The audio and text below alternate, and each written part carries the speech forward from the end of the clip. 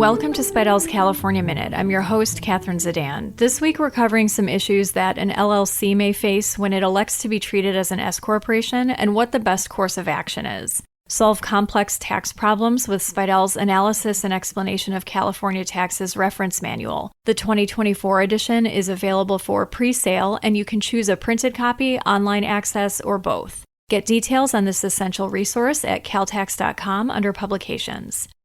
As a result of California's pass-through entity elective tax, we're seeing more and more single-member LLCs electing S corporation status and applying for and obtaining approval for a retroactive S corporation election. We've been receiving a lot of questions from tax professionals about what this means for the California return. Regarding California corporation numbers, because the entity is still an LLC, it does not have a Secretary of State corporate number to put on the return. The FTB will assign and mail a corporation number immediately after the entity makes its first estimated tax payment or files its first corporate return. LLCs electing S corporation status can use their FEIN or Secretary of State number until they receive the corporation number from the FTB.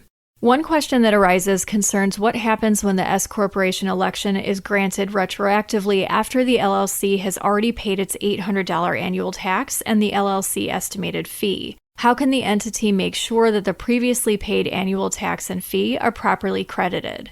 We asked the FTB the best way to handle this. They stated that, quote, if the entity is yet to file an original Form 568, and the assumption is the entity registered in January 2022 and is a calendar year filer, the entity would only have to file an original Form 100S and include a copy of Federal Form 2553 with the IRS acceptance letter. This will help us identify any LLC estimated fees paid that are eligible to be refunded.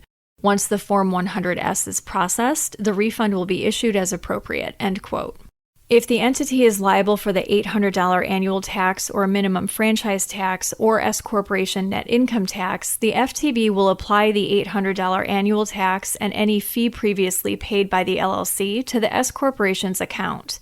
According to the FTB, the LLC tax and fee will be transferred to the S corporation account in normal processing when it files its return as of the original receive date of the payment.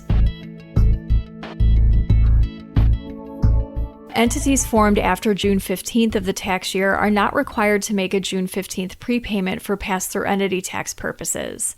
For entities that change classifications, the FTB has stated, quote, qualified entities whose taxable year does not include June 15th in its short period taxable year are not subject to the June 15th prepayment requirement for that taxable year, end quote. The problem that arises for an S corporation election that is approved retroactively, for example, back to January 1st of the tax year, is that there will be no short year return filed. This means that the entity would be ineligible to make the pass-through entity tax election. For the 2023 tax year, entities whose S corporation election is approved prior to October 16, 2023, will still be in luck because those taxpayers eligible for the storm-related postponement will have until the October 16th postponement due date to pay the June 15, 2023 prepayment. But single-member LLCs whose S corporation election was not approved by October 16, 2023, should make the prepayment by October 16th to preserve their right to make the 2023 election once their S corporation election is approved. As long as the entity is a qualified entity at the time it makes its election, the FTB has confirmed that they will apply the previously made prepayment to the S corporation account. This would be true for future years as well.